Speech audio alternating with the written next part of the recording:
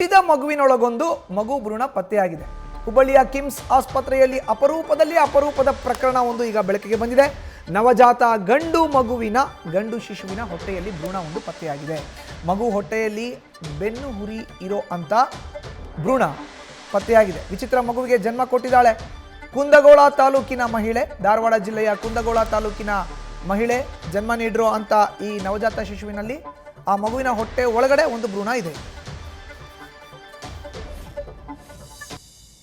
ಎಲ್ಲರಿಗೂ ವಂದನೆಗಳು. 23/9/2025 ಒಂದು ತಾಯಿ ಮಗುವಿಗೆ ಒಂದು ಗಂಡು ಮಗುವಿಗೆ ಜನ್ಮ ನೀಡಿದ್ದಾರೆ. ಅವರು ಕುಂದಗೋಳ ತಾಲೂಕಿಂದ ಬಂದಿದ್ದಾರೆ. ನಾರ್ಮಲ್ ಡೆಲಿವರಿ, ಏನು ಆಪರೇಷನ್ ಅದು ಏನೂ ಆಗಿಲ್ಲ. ಡೆಲಿವರಿಗಿಂತ ಮೊದಲು ಆಂಟಿನೇಟಲ್ ಚೆಕಪ್ ಅಂತ ಮಾಡುವಾಗ ಅಲ್ಟ್ರಾಸೌಂಡಲ್ಲಿ ಮಗುವಿನ ಹೊಟ್ಟೆ ಒಳಗಡೆ ಒಂದು ಸಿಸ್ಟ್ ಇರೋದು ಕಂಡು ಬಂದಿತ್ತು.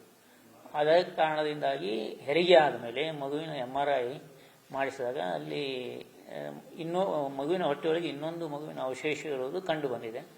ಅದು ಯಾವ ಥರ ಅಂದರೆ ಬೆನ್ನೆಲುಬು ಮತ್ತು ಇತರೆ ಸಣ್ಣ ಸಣ್ಣ ಅವಯವಗಳು ಅದು ಪೂರ್ತಿಯಾಗಿಲ್ಲ. ಆ ಮಗು ಜೀವಂತವಾಗಿಲ್ಲ, ಒಳಗಿನ ಮಗು ಇರೋಕ್ಕೆ ಸಾಧ್ಯನೂ ಇಲ್ಲ.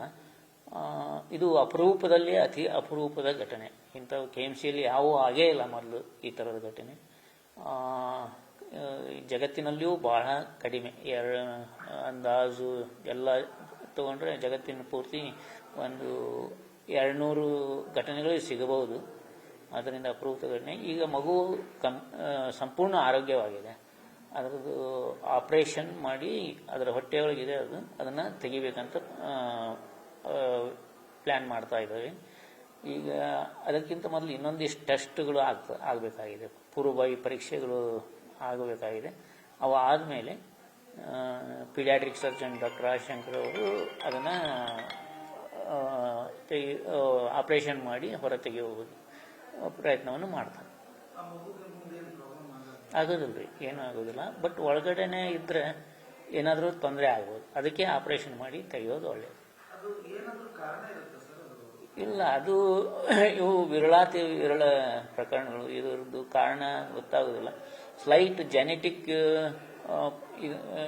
ಕಾಂಟ್ರಿಬ್ಯೂಷನ್ನು ಇರಬಹುದ್ರಿ ಅದಕ್ಕೆ. ಆದರೆ ಇದೆ ಅಂತ ಹೇಳಿಕ್ಕೆ ಆಗೋದಿಲ್ಲ. ಅವ್ರ ತಂದೆ ಟ್ವಿನ್, ಅಂದರೆ ಆ ಮಗುವಿನ ತಂದೆ ಟ್ವಿನ್, ಅವ್ರಿಗೇನು ತೊಂದರೆ ಇಲ್ಲ. ಅವ್ರ ಮನೆಯಲ್ಲಿಯೂ ಈ ಥರ ಮತ್ತೆ ಬೇರೆ ಏನೂ ತೊಂದರೆ ಇಲ್ಲ. ಈ ಮಗುವಿಗೂ ಮುಂದೆ ಏನೂ ತೊಂದರೆ ಆಗೋದಿಲ್ಲ.